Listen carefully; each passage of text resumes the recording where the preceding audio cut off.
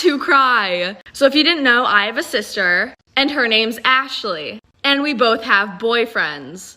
And every night we both fall asleep on the phone with our boyfriends. So one day we're all hanging out and we're like just talking. And my sister's boyfriend looks at me and he's like, "You need to stop going into your sister's room in the middle of the night." And I look at him and I'm like, "What are you talking about?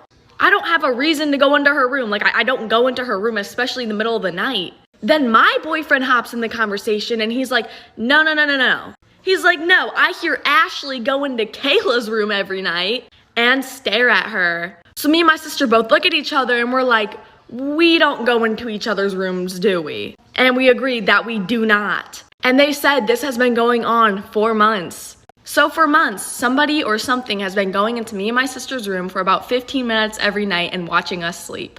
But it only gets worse. Part 2 to my homophobic family kicking me out of the house and replacing me with my best friend. So I cannot believe the audacity of my family literally replacing me with Katie. Not only was she just over there for movie night, but they had actually moved her into my room, the room that I was raised in. I felt so much fury that I had to walk around the neighborhood for a while just to calm down. But eventually I just started to walk back to the house that I was staying at. Once I got in, Katie messaged me. She apologized for being such a bad friend, but then she said she had a secret. And she came out to me as bisexual and begged me not to tell my family. She felt like my family was her own and she didn't want to get kicked out. I was so frustrated that she was keeping the same secret that I had in my house, but she's getting to actually stay at my house. It has been a full year now and she is still with them to this day. But thankfully, I'm now living with my boyfriend and his family has accepted me as bisexual. I am honestly so much happier and better off. If you guys have a story that you'd like to share, follow me and DM me on Instagram.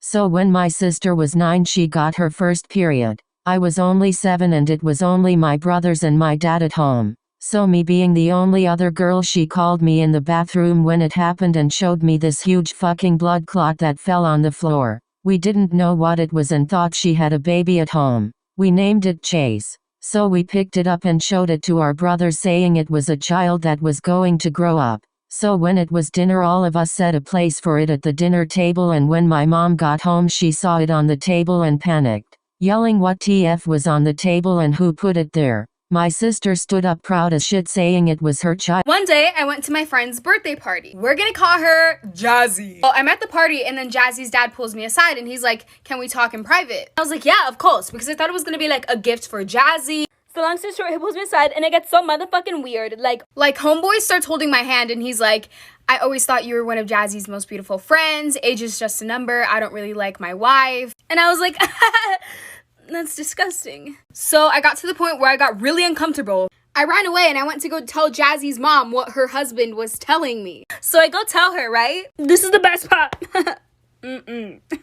So I go to tell Jazzy's mom and she's like, "Thank you for telling me. I'm gonna take care of it. Here's this water, drink it. Like, you're probably so overwhelmed right now." So I remember I drank the water and I felt dizzy and tingly. Next thing I know, I'm in the hospital because Jazzy's mom put background information. This had all started as soon as my dad left my mom and I. I was like 13 around the time. Well, ever since then, my mom would have different guys in and out of the house all the time. Like, we were lucky if a month went by and she was still with the same dude. Which, I mean, I kind of get it because my dad did leave us for a woman that he had started another family with. But at the same time, it was just a whole mess. Anyway, so she had got with this new guy and we're gonna call him Tyler. And by the way, the dudes that she would date, they would literally live at our house. Anyway, so a week after he moved in, I started getting really close to him, which usually never happens. Usually I would try to keep my distance because I knew how wrong it was of her having all these different guys in the house when I'm only 16. Anyway,